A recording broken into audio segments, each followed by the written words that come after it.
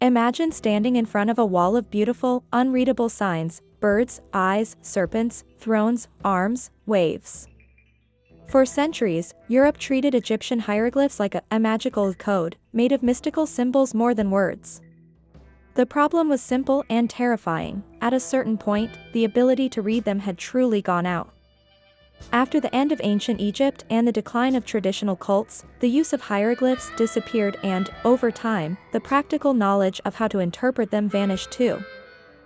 The turning point arrives with an object that seems almost ordinary because it is so concrete: a broken stone stele, reused as building material.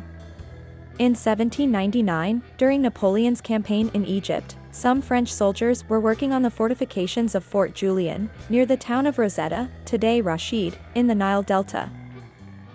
The officer Pierre-François Bouchard noticed a slab covered with inscriptions on one side and understood it could be important. That stone would become famous as the Rosetta Stone and later ended up in the British Museum, where it is still displayed. Why was it different from everything else? Because it did not contain a single text, but the same decree written in 3 different scripts: hieroglyphic, top, demotic, middle, and ancient Greek, bottom. The text is a decree issued in 196 BC in the name of the Ptolemaic pharaoh Ptolemy V Epiphanes. This detail is the technical miracle. Greek was readable to European scholars, so for the first time there was a kind of dictionary in stone to approach the 2 Egyptian scripts. But careful, it was not a simple copy and paste, word for word. The 3 texts are not literally identical, they are versions of the same content, with small differences and adaptations, and parts of the stele were missing. So the decipherment was not immediate, it was a hunt that lasted years, made of comparisons, mistakes, rivalries, intuitions, and verification. Here the first big idea enters the story: hieroglyphs are not only a symbolic drawings. They can represent sounds. Today we know this, but for a long time the idea seemed almost heretical, because the Western imagination was convinced they were a purely allegorical language. In reality, hieroglyphs are a mixed system. Some signs can work as sounds, phonetic, others as words, or concepts, logograms, and often there are determinatives, signs that are not read as sound but clarify the meaning of the word. That very complexity had misled generations. A crucial step came thanks to a British scientist, Thomas Young.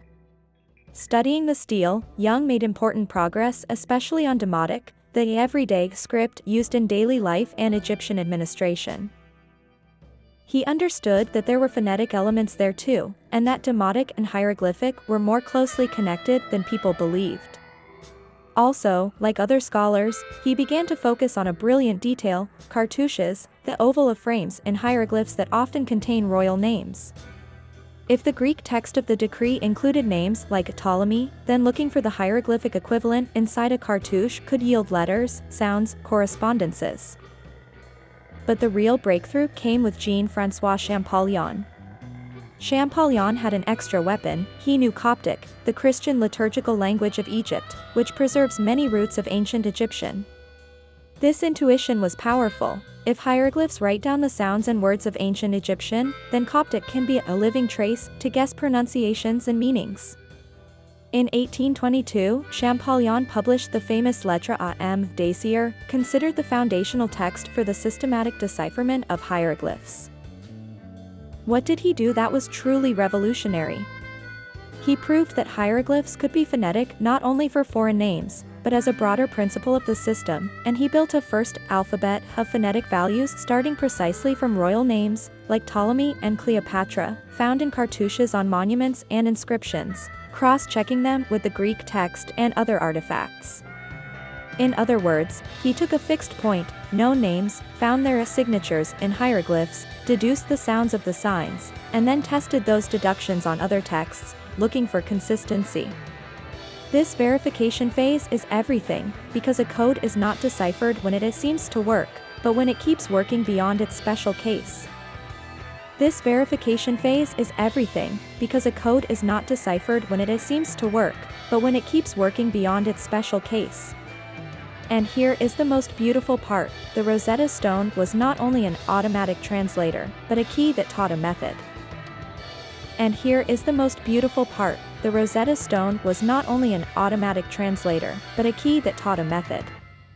Once the mechanisms were recognized, cartouches, phonetic signs, determinatives, the alternation between sacred script and practical script, you could begin reading other monuments, other stelae, other tombs. From that moment, Egypt stopped being only an image and became a voice again: names, titles, prayers, biographies, accounting, insults, poems, offering lists, funerary formulas. An archive of millennia opened up. A detail often underestimated is that this decipherment was also a cultural battle. Napoleon Bonaparte's expedition brought scholars and technicians to Egypt alongside soldiers, and 19th century Europe was in the middle of an Egypt craze: museums, collections, excavations, competition between nations.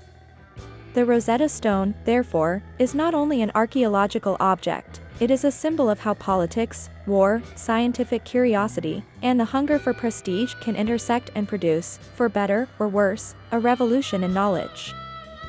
If you want to sum it all up in a final line for the video, we did not decipher hieroglyphs because someone had a single isolated flash of genius, but because a stone with 3 scripts made it possible to turn intuition into proof. And when that proof became a method, ancient Egypt stopped being a decorative mystery and became, at last, a civilization that could tell its own story.